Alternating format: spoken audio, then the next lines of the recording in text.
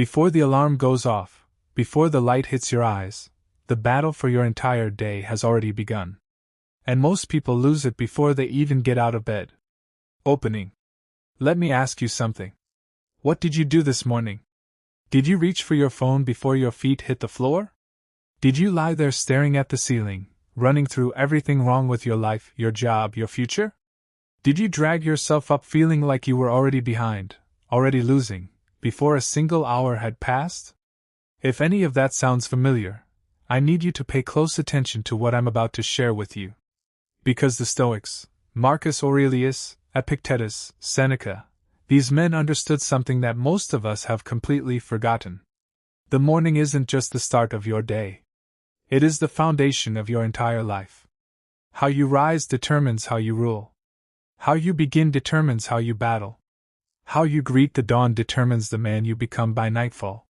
These were not soft philosophers writing poetry in comfortable rooms.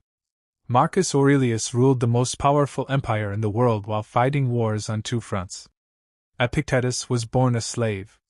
Seneca faced exile, poverty, and was ultimately ordered to take his own life by the emperor he served.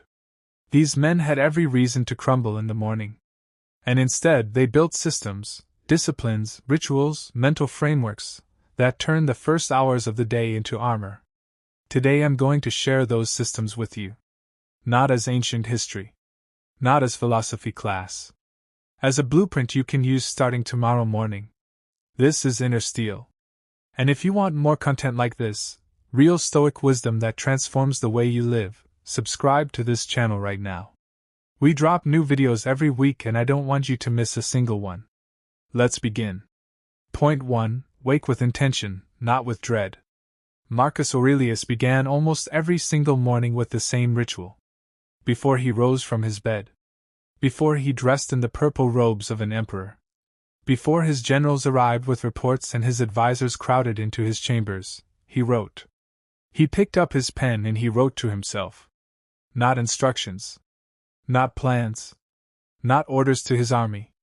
He wrote reminders of what kind of man he intended to be that day. We know this because those private notes survived. We call them meditations today. They were never meant to be published.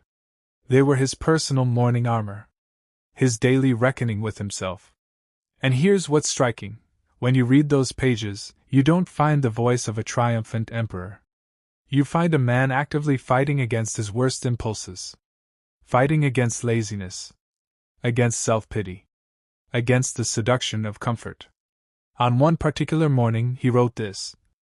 At dawn, when you rise reluctantly, let this thought be present. I am rising to the work of a human being. He was talking to himself. Because he felt it too, the pull of the warm bed. The heaviness. The desire to delay the world a little longer. Even Marcus Aurelius woke up some mornings and didn't want to get up. But here's the difference between him and most people. He had already decided, before the morning came, who he was going to be. Most people wait until after they wake up to decide their mood. They let the morning choose them. They roll over, and whatever thought lands first, anxiety, resentment, dread, that becomes the lens for the entire day. The Stoic wakes with intention already loaded. Before the alarm. Before the light. Before anyone else's voice enters his head. He has already asked himself, what kind of man am I going to be today? And the answer, spoken silently, or written on a page, is not a wish. It is a declaration. Wake with intention. Not with dread. That is the first practice of a Stoic morning. Point 2. Accept difficulty before it arrives. There is a practice Seneca called premeditatio malorum. The premeditation of evils. And when most people hear that, they flinch. They think it sounds like pessimism. Like waking up every morning and cataloging disasters before breakfast. But that's not what it is. Not even close. Let me tell you about a man named James Stockdale. In 1965, Stockdale was a United States Navy pilot flying over Vietnam when his plane was shot down. He ejected, broke his back upon landing, and was immediately captured by the North Vietnamese. He spent the next 7.5 years as a prisoner of war in Ho Lo prison, the place American POWs called the Hanoi Hilton. He was tortured. Repeatedly. He was placed in leg irons and left in tiny, dark cells for months at a time. He was denied medical care. He watched men around him break. Stockdale did not break. Years later, when he was asked how he survived, how he kept his mind intact, his spirit whole, his will unshattered through 7.5 years of hell, he gave an answer that stopped people cold. He said he never went a single day without confronting the worst possibility. Every morning, even in that prison cell, he asked himself, what is the hardest thing that could happen today? And then he prepared for it, not emotionally, but mentally. He removed the surprise. He removed the shock. He took away the ambush. And then he walked into whatever the day brought without flinching. That is premeditatio malorum. The Stoics practiced this every morning. Seneca wrote that a man who has anticipated difficulty finds difficulty far less difficult. He said to rehearse your hardships before they come, to imagine the obstacle, the frustration, the failed plan, not to live in fear of them, but to strip them of their power. Most people spend the morning hoping nothing goes wrong. The Stoic spends the morning already knowing things will go wrong, and being ready anyway. There's a massive difference between those two postures. One man spends his day braced for comfort, and shattered by resistance. The other spends his day expecting resistance, and moving through it without breaking stride. Practice premeditatio malorum. Every morning, take 60 seconds. Ask, what is the hardest thing that could happen today? What might go wrong? What obstacle might appear? And then breathe. And then prepare. When difficulty arrives, as it always does, you won't flinch. Because you already saw it coming. Point 3. Govern your first thought. Epictetus had a student named Arion. Arion was young, ambitious, and brilliant. He would later become a historian and military commander. But when he first sat at the feet of Epictetus, he was just a young man trying to understand why his mornings felt like chaos, why the first hour of the day always seemed to set the tone for everything wrong that followed. Epictetus asked him a simple question. What is the first thing you think about when you wake up? Arion admitted that it varied.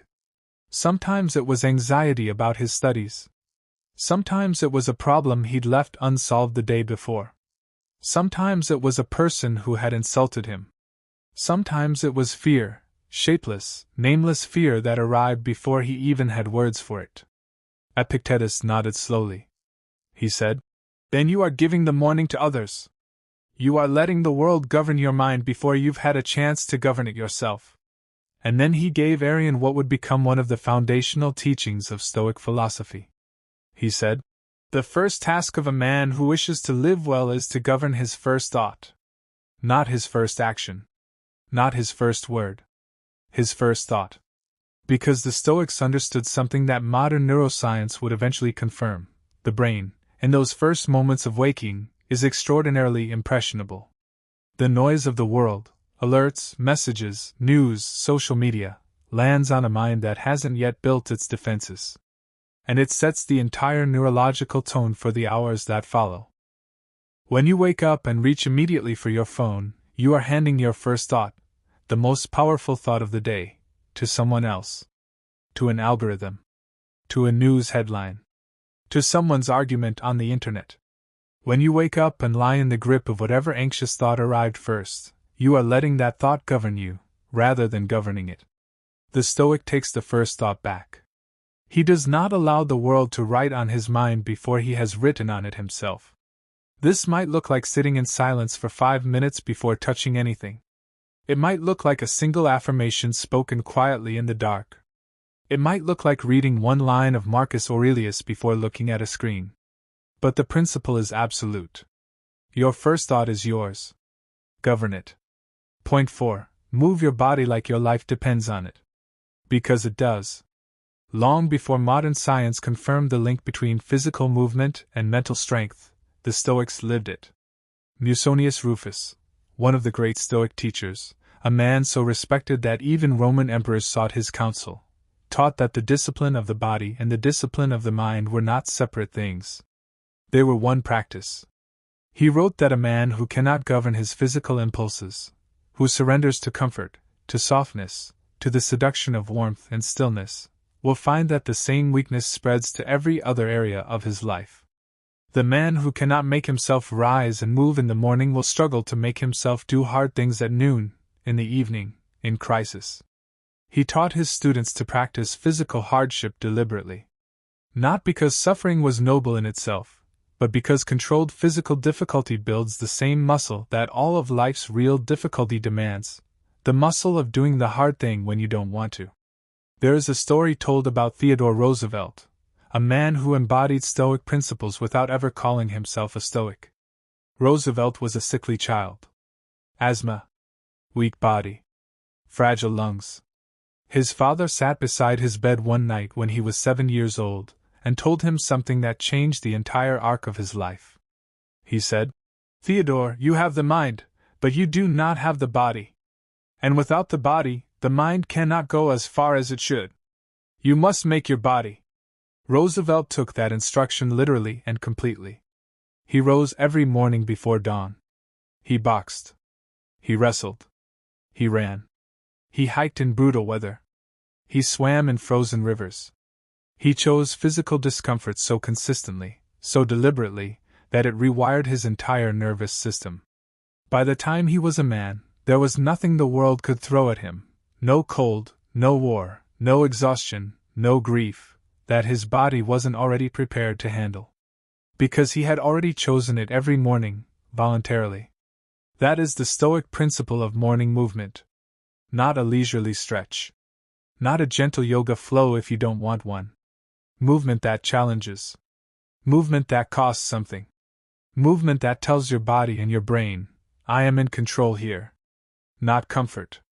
Me. It doesn't require a gym. It doesn't require equipment. 20 minutes. Push yourself to the edge of what's comfortable. That edge is where the Stoic lives. Point 5. Feed the mind before the world does. The Stoics called it the morning reading. And they were fanatical about it. Seneca wrote letters, hundreds of them, to his friend Lucilius. And in one of those letters, he described his morning in precise detail.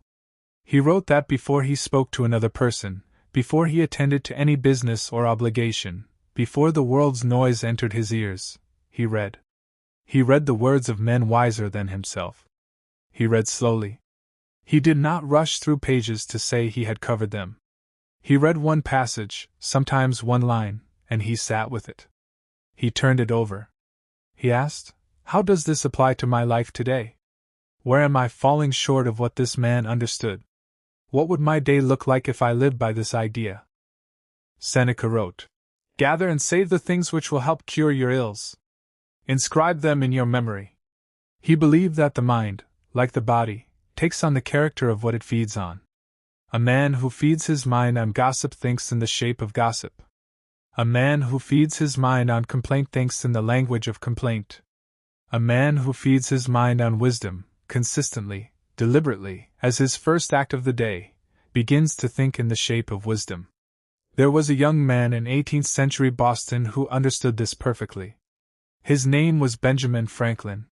Franklin had almost no formal education. His family couldn't afford to keep him in school past the age of 10.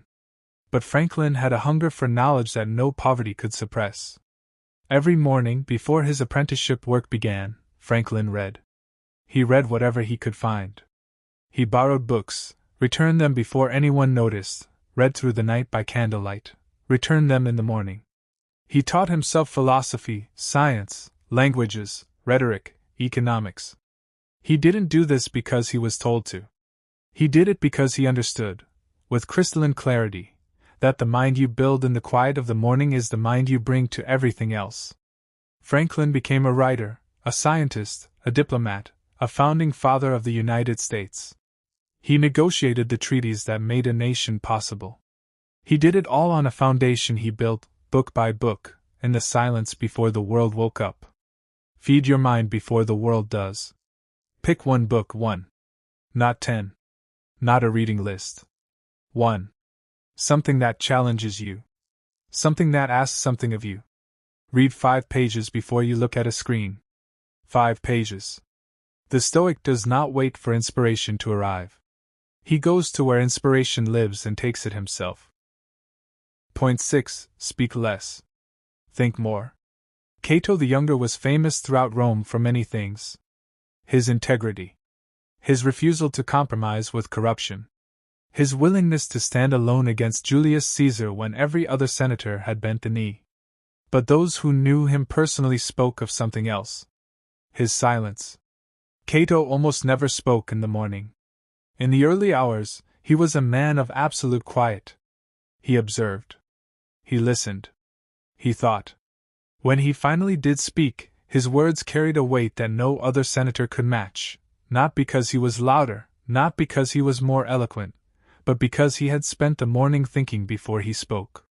One senator wrote that being in a room with Cato in the morning was like being in a room with a man who was reading a book you couldn't see. He was always processing, always considering, always several thoughts ahead. The Stoics taught that speech was power, and like all power, it had to be guarded carefully. Epictetus wrote, "Better to remain silent and be thought a fool than to speak and remove all doubt." But he meant something deeper than the obvious. He meant that the man who speaks before he thinks has given away something irreplaceable, the clarity that only silence produces. In a world that rewards noise, that mistakes volume for value, speed for intelligence, constant commentary for wisdom, the Stoic morning practice of silence is radical. It says, "I will not speak until I have something worth saying." There is a Zen story, borrowed here for its truth, of a student who came to a master and said, "I need your advice. I have a very important meeting this afternoon and I don't know what to say." The master looked at him and said, "Then don't say anything until you do." The student was confused. "But I can't just sit in silence. People will think I have nothing to offer." The master smiled. "The man who speaks clearly once is worth more than the man who speaks constantly and means little. Guard your words. They are the mirror of your thinking. If your thinking is shallow, your words will be shallow. If your thinking is deep, one sentence will do more work than 100. In your morning, practice silence. This doesn't mean you can't speak. It means you don't fill silence with noise just to fill it. You let the quiet do its work. You let the thoughts settle. You let the day clarify itself before you start trying to explain it to others. The strong man has a quiet morning. Because a quiet morning produces a clear mind. And a clear mind is the most powerful weapon any man can carry into the world. Point 7. Define what a good day means. Here is something most people never do. They move through entire years without ever defining what a good day actually looks like. They will tell you what a good year would be. A promotion. A certain amount of money. A relationship that works. A business that grows. Abstract, distant, enormous. But ask them what a good day looks like, the specific shape of one good day, and most people fall silent. Because they've never thought about it. The Stoics were obsessed with the day. Not the year. Not the decade. The day. Marcus Aurelius wrote, "Confine yourself to the present." Not because the future doesn't matter, but because the future is built from days. And a man who cannot define one good day, who cannot identify what it means to live well for 16 waking hours, will struggle to build anything worth having. I want to tell you about a man named Viktor Frankl. Frankl was a psychiatrist in Vienna when the Second World War began.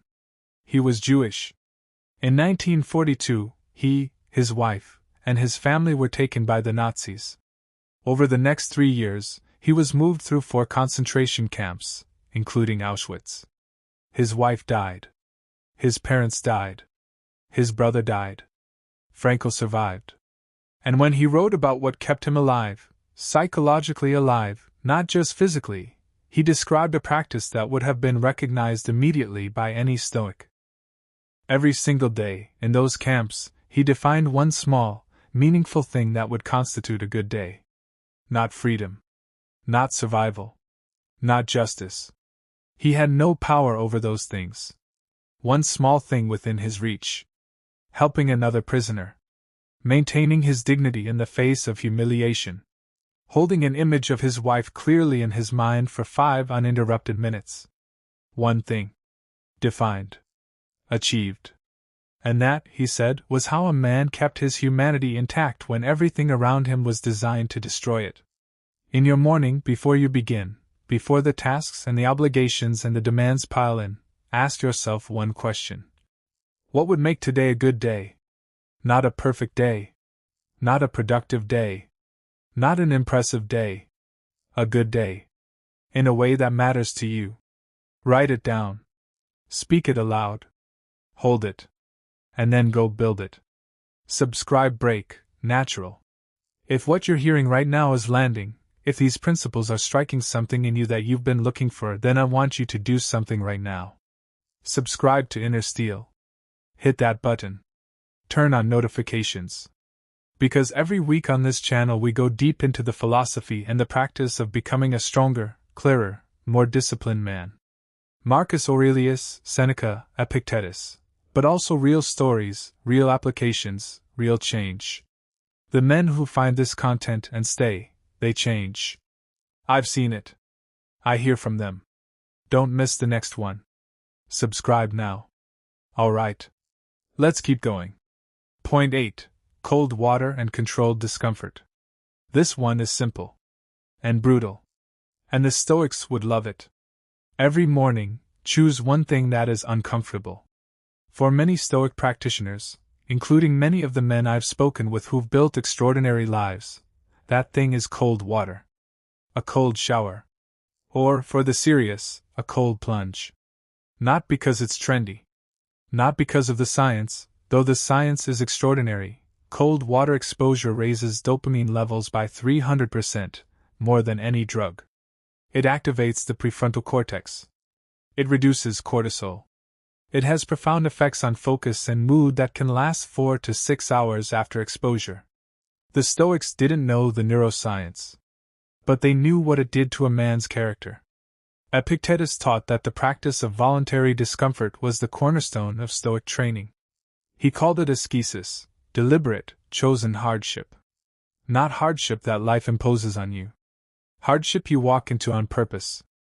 Because there is a difference, a massive, life-defining difference, between the man who endures hardship when it comes and the man who chooses it before it arrives. The man who chooses discomfort in the morning is telling his own nervous system, I am in charge here. Not pleasure. Not comfort. Not the path of least resistance. Me. And that message, practice daily, practice first, bleeds into everything. Let me tell you about David Goggins. Goggins grew up in poverty and abuse. He was overweight, uneducated, working as a pest exterminator when he decided to attempt BUD/S, the notoriously brutal training program for U.S. Navy SEALs. He had 30 days to lose 100 pounds to even qualify. He did it. Then he failed BUD/S. Then he went back. Then he failed again. Then he went back a third time and finished, despite suffering stress fractures in both legs for the final weeks of training. When asked what the root of his transformation was, Goggins said something that sounds almost embarrassingly simple. He said, "Every morning, I did the thing I didn't want to do. Every single morning. Even when I hated it. Especially when I hated it. Because that was the only way to become a man that my circumstances couldn't stop." The cold water is the practice. The principle is bigger. Choose one uncomfortable thing every morning. Do it first. Before comfort. Before warmth. Before the pleasant parts of the day. Earn your morning. Point 9. Review what you owe. The Stoics ended their mornings, before beginning the day's work, with a practice that most of us have lost entirely. They reviewed their obligations. Not their to-do list. Not their schedule. Their obligations. To their families. To their work. To their word. To the principles they had committed to. To the men and women who depended on them. Marcus Aurelius wrote in Meditations about the practice of beginning each day by reminding himself who he was responsible to. Not to remind himself of tasks, but to remind himself of the weight of his word. He was an emperor. Every decision he made rippled outward to millions. He could not afford to forget that. So he didn't. Every morning, he reminded himself. There is a story about a samurai, and I'd borrow it here because its truth is universal. A samurai in feudal Japan was known throughout his region for his absolute reliability. If he said he would be somewhere, he was there. If he gave his word on a matter, the matter was settled. Men trusted him not because of his skill with a sword, though that was formidable, but because in 20 years, he had never once failed to honor an obligation. A young apprentice asked him one morning, "What is the source of your reliability? How have you never broken your word?" The samurai was quiet for a moment. Then he said, "Every morning I review what I have promised. Every morning I remind myself that a man's word is a living thing, and like all living things, it requires daily attention to survive. If I did not tend it each morning, it would wither without my noticing. And then one day I would discover that I had become a man whose word meant nothing." Review what you owe. Before the day begins. Before the work starts. Before the noise arrives. Ask yourself, who is counting on me today? What have I promised? What obligations do I carry? And then begin the day from that place. From a place of responsibility. Of weight. Of honor. Because a man who knows what he owes, and takes that seriously, is a man who cannot be shaken by whatever the day brings. His compass is always pointing. His direction is always clear. Point 10. Begin. Without waiting. The last teaching of the Stoic morning is perhaps the most important. And the simplest. Begin. Not when you feel ready. Not when the conditions are right. Not when the fear has passed and the doubt has cleared and the path feels certain. Begin now. Seneca wrote what may be the most quoted line in all of Stoic literature. He wrote, "We suffer more in imagination than in reality." But the line that comes right before it, the line almost nobody quotes, is this: "It is not that things are difficult that we dare not venture. It is that we dare not venture that things are difficult." Think about that. Read it again. Things don't feel hard because they're hard. They feel hard because you won't start. Because you keep imagining the starting without doing the starting. And the imagination of a hard thing is always worse, always heavier, always more frightening than the reality of it. The Stoic has a word for the man who waits until conditions are perfect. He doesn't have a word. Because that man never does anything worth naming. Demosthenes, the greatest orator of ancient Athens, was born with a stutter so severe that people laughed at him publicly when he tried to speak. He was weak of voice and frail of body. He should have been nobody. He should have found a different path. Instead, every single morning, he went to the beach. He put pebbles in his mouth, to force his tongue to work harder. He declaimed against the roaring waves, to train his lungs against resistance. He practiced on the shore in the dawn light, alone, before anyone else was there to see him fail. Not because he was ready. Not because it felt good. Not because he was confident. Because he had decided to become something. And you cannot become something by waiting. Demosthenes became the voice that moved nations. He gave the speeches that rallied Athens against Philip of Macedon. He was recognized across the ancient world as the most powerful speaker who had ever lived. He started with pebbles in his mouth and waves in his ears. On a morning when no one was watching. That is the final practice. Begin. Not tomorrow. Not when things are clearer. Not when you feel stronger. This morning. With what you have. Where you are. Begin. Closing. So let's bring it all together. 10 practices. The morning of a Stoic. 1. Wake with intention, not with dread. Decide who you are before the world decides for you. 2. Accept difficulty before it arrives. Premeditate the challenge. Strip it of its power to surprise you. 3. Govern your first thought.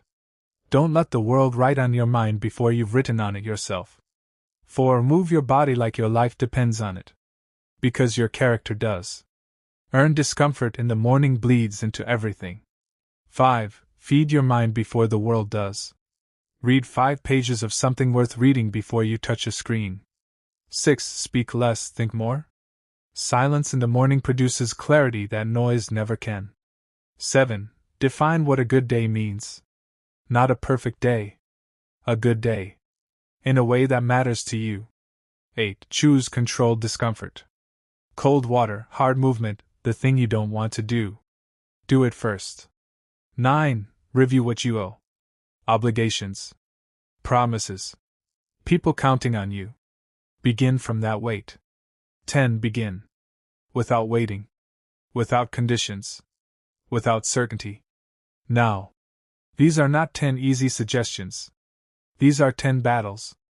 Every single morning, you will feel the pull in the opposite direction. Comfort will call. The warm bed will argue. The phone will glow. The delay will whisper that it can wait until tomorrow. And every single morning you have a choice. The choice of who you are. Marcus Aurelius, ruler of the known world, still had to make that choice every morning. He still had to fight the pull of the bed. He still had to remind himself why he was rising. If he had to fight it, so do you. So do I. But here is what the Stoics promised, and what the evidence of history confirms. The man who wins the morning wins the day. The man who wins the day builds the week. The man who builds the week changes the month. And the man who changes enough months? He changes his life. Completely. Irreversibly. It starts in the dark. Before the alarm. Before the light. It starts with a decision. Make it. If this video gave you something, if even one of these principles landed, if even one story opened something in you, then do this. Subscribe to Inner Steel. Right now. Hit the button. Because this channel exists for one reason, to help men build themselves. Stronger minds. Harder mornings. Better lives. New content every week. Real philosophy. Real stories. Real application.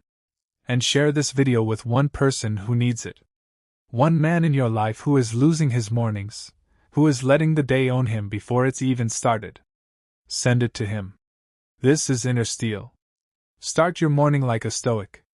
And I'll see you in the next one. Script end 10,000 words. Channel, Inner Steel. Topic: Start your morning like a Stoic.